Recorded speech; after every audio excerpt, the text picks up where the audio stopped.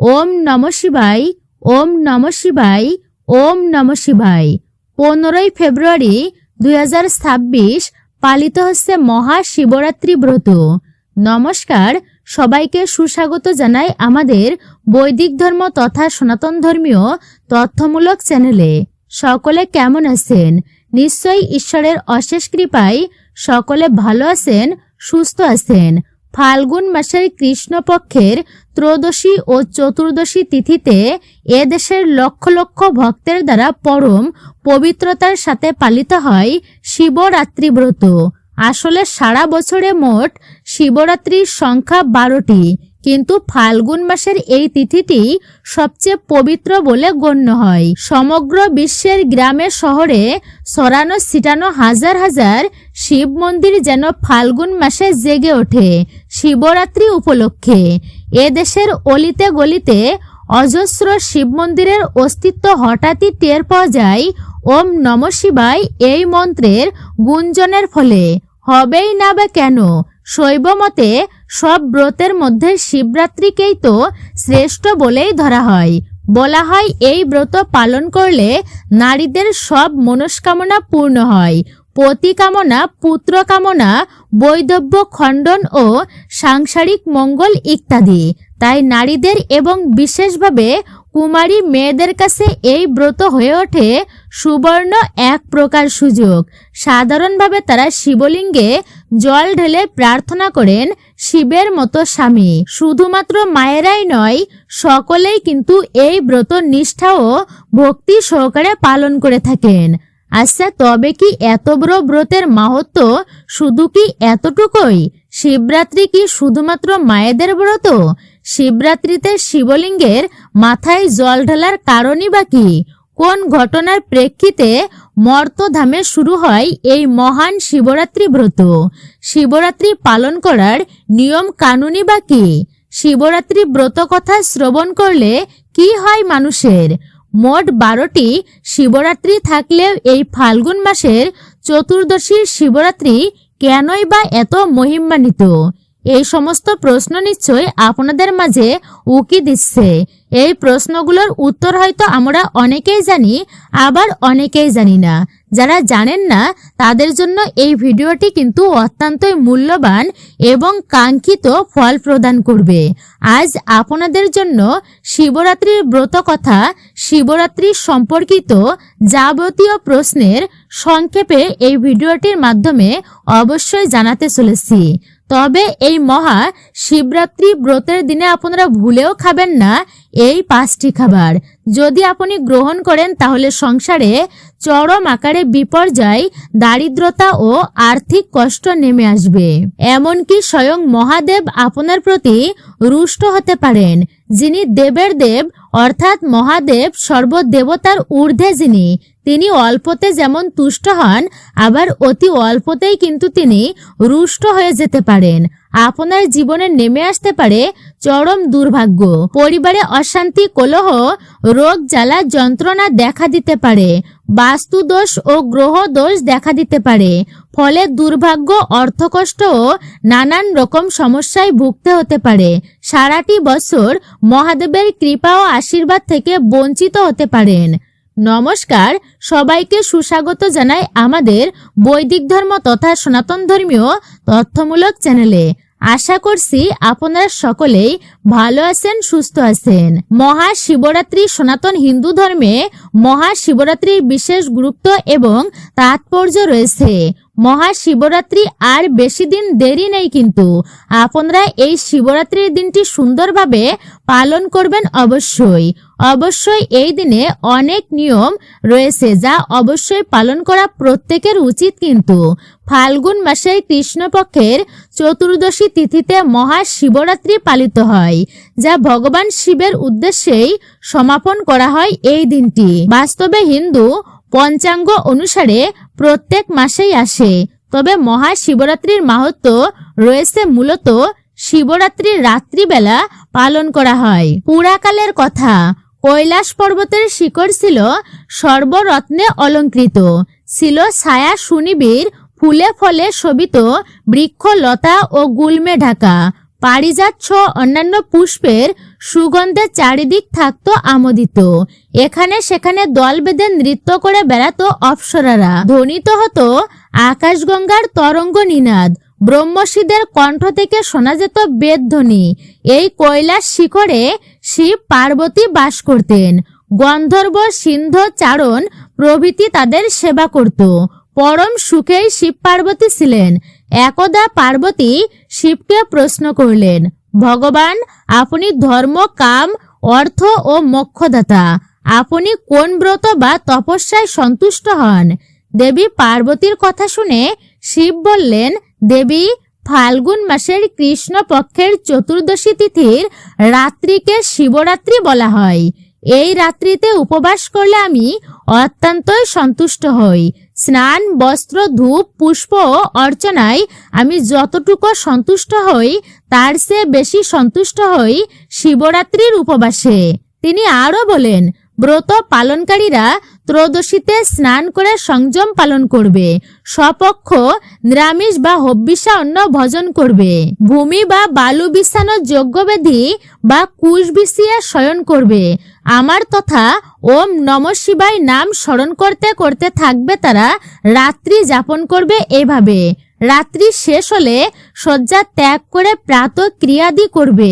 অন্যান্য আবশ্যক কার্যাদি অবশ্যই করবে। সন্ধ্যায় যথাবিধি পূজাদি করে বিল্লপত্র সংগ্রহ করবে। তারপর নিত্য ক্রিয়াদি করবে।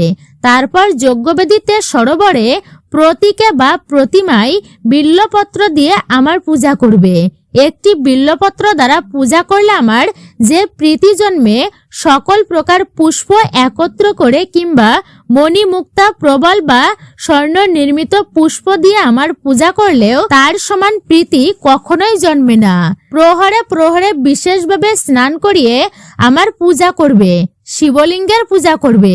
পুষ্প, গন্ধ, ধূপাদি দ্বারা যথাচিত অর্চনা করবে। প্রথম প্রহরে দুগ্ধ, দ্বিতীয় প্রহরে দধি, তৃতীয় প্রহরে ঘৃত এবং চতুর্থ প্রহরে মধু দিয়ে আমাকে স্নান করাবে এবং পূজা করবে। এছাড়া যথাশক্তি নৃত্য, গীতাদি দ্বারা আমার প্রীতি সম্পাদন করবে। হে দেবী, এই হলো আমার প্রীতিকর ব্রত। এই ব্রত করলে তপস্যা ও যজ্ঞের পুণ্যফল লাভ হয় এবং 16 কলায় দক্ষতা জন্মে। এই ব্রতের প্রভাবে সিদ্ধি লাভ হয় এবং অভিলাষী ব্যক্তি সপ্তদ্বীপা পৃথিবীর অধীশ্বরী হয়। এইবার আপনারা জানবেন শিবরাত্রিতে কি কি ঘটনা ঘটেছিল। আপনি হয়তো জানেন বা হয়তো জানেন না। শিবরাত্রির ওই দিনটিতেই শিবলিঙ্গের প্রথম প্রকাশ পেয়েছিল। পুরাণ বলছে এই দিন শিব ও পার্বতীর বিবাহ হয়েছিল। বলা হয় এই দিনটিতে উত্তর গোলার্ধের আকাশে গ্রহ নক্ষত্রের সংস্থান এমন হয় যাতে মানুষ তার আধ্যাত্মিক এবং অন্যান্য শক্তি বিশেষভাবে জাগ্রত করে তুলতে পারে। শিব নিজে উমাকে বলেছিলেন, এই তিথি পালন করলে সমস্ত পাপের ফল থেকে নিষ্কৃতি মিলবে এবং মোক্ষ লাভ হবে। শিবরাত্রির দিনে মহাদেব তাণ্ডব নৃত্য করেছিলেন আর তারপর থেকেই এই পৃথিবীতে নৃত্য বিখ্যাত হয়ে যায়। শিবরাত্রির দিনে এই ব্রত শুধু অবিবাহিত মেয়েরাই নয়, বিবাহিত মেয়েরা এমনকি ছেলেরাও এই ব্রত পালন করতে পারবেন ভক্তির সহিত। শুধু মহাদেবের মতো স্বামী চেয়ে বরই নয়, সাফল্য এবং সমৃদ্ধি চেয়েও এই ব্রত পালন করা যায়। শিবরাত্রির ব্রত করলে অশুভ শক্তি থেকে মুক্তি পাওয়া যায়।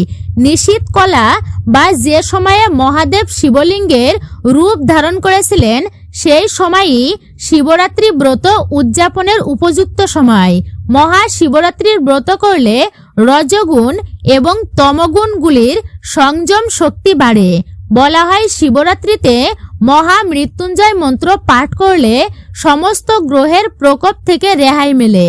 আয়ু সংকট থেকেও বাঁচতে পারেন আপনারা। এই মন্ত্র খুবই কার্যকর। অকাল মৃত্যু খণ্ডিত হয় এই মন্ত্র জপের ফলে। এছাড়াও এই ব্রতের ব্রত কথা শ্রবণ করলে মহাপুণ্য লাভ করেন ব্যক্তিরা। এই দিন 4 প্রহরে আরাধনা করতে হয় মহাদেবের। কেউ একটি প্রহরে পূজা করেন, আবার কেউ কেউ 4 প্রহরেও পূজা করেন। শাস্ত্র মতে মহাশিবরাত্রি তিথিতে সন্ধ্যাবেলায় স্নানের পর শিবের পূজা অর্চনা করা উচিত। বিশ্বাস অনুযায়ী ব্রত পালনের পূর্ণ ফল লাভের জন্য সূর্যোদয় থেকে শুরু করে চতুর্দশী তিথি অস্ত হওয়ার মধ্যকার সময় পর্যন্ত ব্রত সমাপ্ত করা উচিত। ব্রত পালনের আগের দিন বিশেষ করে সংযম ব্রত পালন করতে হয়। মূলত শিবরাত্রি রাত্রিবেলাতেই পালন করা হয়। মানা হয়ে থাকে যে এই দিনে মাতা পার্বতী ও ভগবান শিবের বিবাহ হয়েছিল, তাই এই দিনটি সমস্ত হিন্দু ধর্মাবলম্বী মানুষদের কাছে খুবই গুরুত্বপূর্ণ এবং মাহাত্ম্যপূর্ণ। বিশ্বাস করা হয় যে এই দিনে উপবাস থেকে শিবের মাথায় জল অর্পণ করলে এবং বাবা মহাদেবের বিশেষ পূজা অর্চনা করলে বাবা সেই ভক্তের সমস্ত মনস্কামনা পূর্ণ করেন।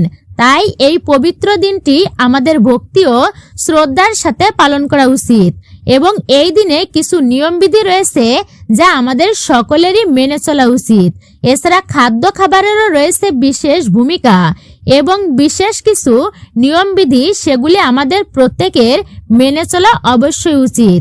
আজকের ভিডিওতে আপনাদেরকে সে বিষয়েই জানাবো মহাশিবরাত্রির দিনে কি কি নিয়মবিধি মেনে চলবেন এবং খাদ্য খাবারের ক্ষেত্রে কি কি বিধিনিষেধ মেনে চলবেন, কোন 5টি খাবার আপনারা এই দিনে ভুলেও গ্রহণ করবেন না, সে বিষয়ে বিস্তারিত আলোচনা করা হবে এই ভিডিওটির মাধ্যমে। তাই সকলকে বিশেষভাবে অনুরোধ করব অবশ্যই আপনারা ভিডিওটি শুরু থেকে শেষ পর্যন্ত ভক্তিতেই শ্রবণ করবেন।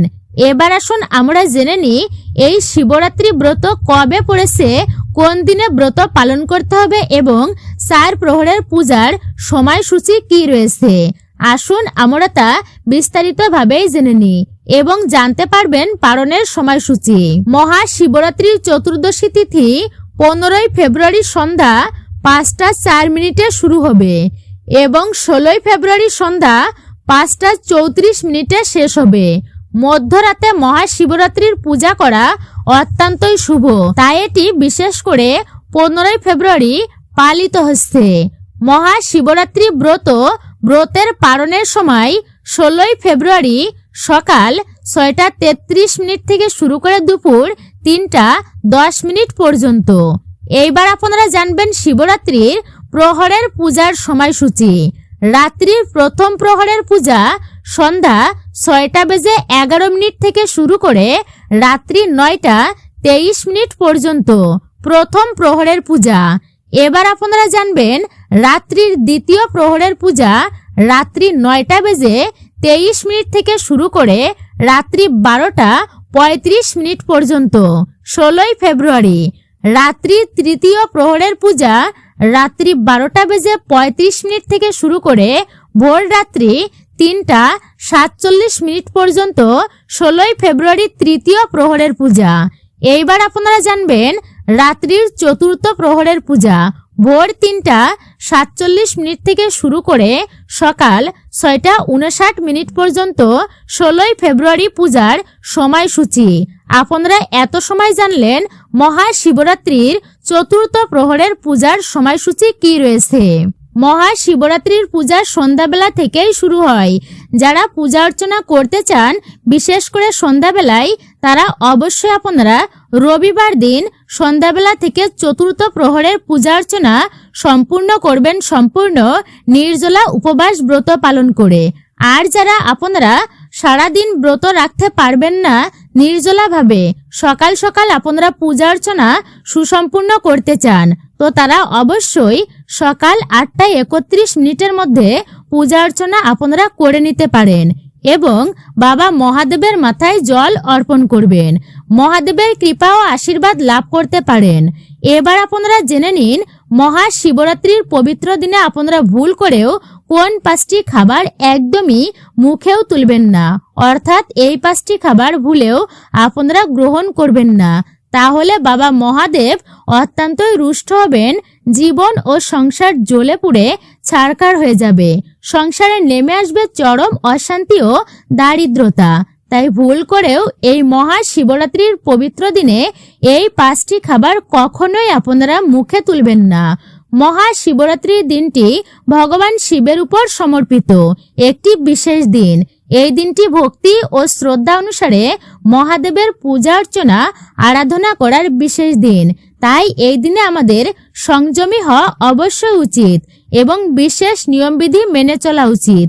এই দিনে খুবই সকাল সকাল অর্থাৎ ব্রহ্ম মুহূর্তে বা প্রত্যুষে ঘুম থেকে ওঠা অবশ্যই উচিত এবং মহাদেব ও মাতা পার্বতীর নাম স্মরণ করে এই দিনে উপবাস এবং এই দিনের ব্রত পালন করার জন্য বাবা মহাদেব ও মাতা পার্বতীর কাছে সংকল্প নেওয়া অবশ্যই উচিত।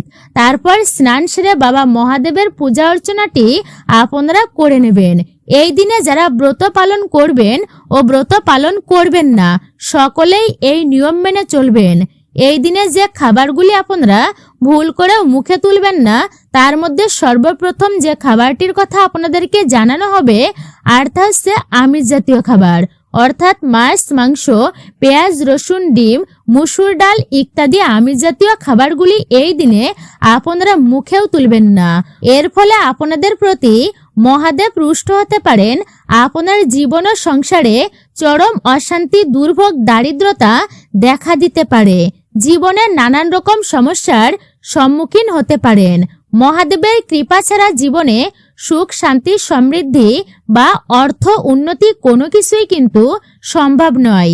তাই মহাদেবের কৃপা ও আশীর্বাদ পেতে গেলে এই দিনে কিন্তু আমাদের এই আমিষ জাতীয় খাবার গ্রহণ করা একদমই যাবে না। বিশেষ করে শুভ দিনে সনাতন শাস্ত্রে আমিষ খাওয়া নিষিদ্ধ, আর কখনোই কিন্তু এটি খাওয়া উচিত নয়। তো অন্তত সবাই যদি তা মান্যতা না করতে পারে, বলা হয়েছে বিশেষ তিথিতে অবশ্যই আপনারা তা মেনে চলুন, এতে উপকার আপনাদেরই হবে। কারণ মহাশিবরাত্রির দিনটি বাবা মহাদেবের কৃপা ও আশীর্বাদ পাবার মোক্ষম দিন হচ্ছে এটি। তাই এই দিনে আপনারা অবশ্যই সংযমী হন এবং মহাদেবের পূজা অর্চনা ও আরাধনা করুন। আমিষ খাবার বর্জন করুন। এরপর আপনারা জানবেন দ্বিতীয় যে খাবারটি এই দিনে ভুলেও গ্রহণ করবেন না, আর তা হলো বেগুন। বেগুন এমনই একটি খাবার যা শুভ দিনে গ্রহণ করতে নেই। বেগুন বিশেষ করে অপবিত্র একটি সবজি। এছাড়া বেগুন চতুর্দশী, দ্বাদশী তিথিতে বেগুন খাওয়া একদমই উচিত নয়। শাস্ত্রে মানা হয়েছে মহাদেবের এই মহাশিবরাত্রির দিনে কিন্তু আপনারা বেগুনের তৈরি কোনো প্রকার খাবার এই দিনে ভুলেও মুখে তুলবেন না। যেমন বেগুন পোড়া, বেগুন ভাজা, বেগুনের তরকারি ইত্যাদি খাবারগুলি এই দিনে আপনারা ভুল করেও গ্রহণ করবেন না। এইবার আপনারা জানবেন তৃতীয় বিষয়, অর্থাৎ তৃতীয় যে খাবারটি আপনারা ভুলেও খাবেন না, এই দিনে মুখেও তুলবেন না, আর তা হলো তেতো জাতীয় কোনো প্রকার খাবার। যেমন উচ্ছে, করলা, নিম পাতা ইত্যাদি তেতো জাতীয় খাবার এই দিনে আপনারা ভুল করেও মুখে তুলবেন না। কারণ আমাদের সনাতন হিন্দু ধর্মে পূজা, উপবাস বা ব্রতে কখনো তেতো জাতীয় খাবার গ্রহণ করা উচিত নয়। তাই মহাশিবরাত্রির দিনে আপনারা তেতো জাতীয় কোনো প্রকার খাবার ভুল করেও কিন্তু গ্রহণ করবেন না। তাহলে কিন্তু আপনার ব্রত বা উপবাসটি অসম্পূর্ণই রয়ে যাবে, অর্থাৎ সম্পূর্ণ হবে না। মহাদেবের কৃপা ও আশীর্বাদ থেকে আপনি বঞ্চিত হতে পারেন। তাই এই দিনে ভুলেও আপনারা তেতো জাতীয় কোনো খাবার মুখেও তুলবেন না। চতুর্থ, এই দিনে যে খাবারটি আপনারা ভুল করেও গ্রহণ করবেন না, আর তা হচ্ছে কাঁচা দুগ্ধ। এই মহাশিবরাত্রির পবিত্র দিনে ভগবান শিব তথা শিবলিঙ্গে জল ও দুগ্ধ অর্পণ করা হয়ে থাকে। মানা হয়ে থাকে যে এই মহাপবিত্র দিনে কেবলমাত্র বাবা মহাদেবকেই দুগ্ধ ও জল অর্পণ করা উচিত। এই দিনে তাই নিজেদেরকে দুগ্ধ পান করা থেকে বিরত থাকা অবশ্যই উচিত। তাছাড়া কাঁচা দুধে নানান রকম ব্যাকটেরিয়া থাকে, যার ফলে আমাদের শরীরে নানান রকম রোগ, জ্বালা যন্ত্রণার সৃষ্টি হতে পারে। তাই মহাশিবরাত্রির দিনে ভুলেও আপনারা কাঁচা দুগ্ধ গ্রহণ করবেন না। পঞ্চমত, এই দিনে আপনারা কোনো প্রকার নেশাজাতীয় দ্রব্য, নেশাজাতীয় কোনো প্রকার জিনিস ভুলেও গ্রহণ করবেন না। মদ্যপান এই দিনে আপনারা এড়িয়ে চলবেন। আপনারা যারা ব্রত পালন করবেন তারা ভুল করেও ভাত, ডাল, রুটি, তরকারি, সুজি, আটা, ময়দার তৈরি কোনো প্রকার খাবার এই দিনে ভুল করেও গ্রহণ করবেন না। অর্থাৎ পঞ্চ রবিশস্য, চাল, ডাল, আটা, ময়দার তৈরি কোনো প্রকার খাদ্য কিন্তু এই দিনে গ্রহণ করা যাবে না।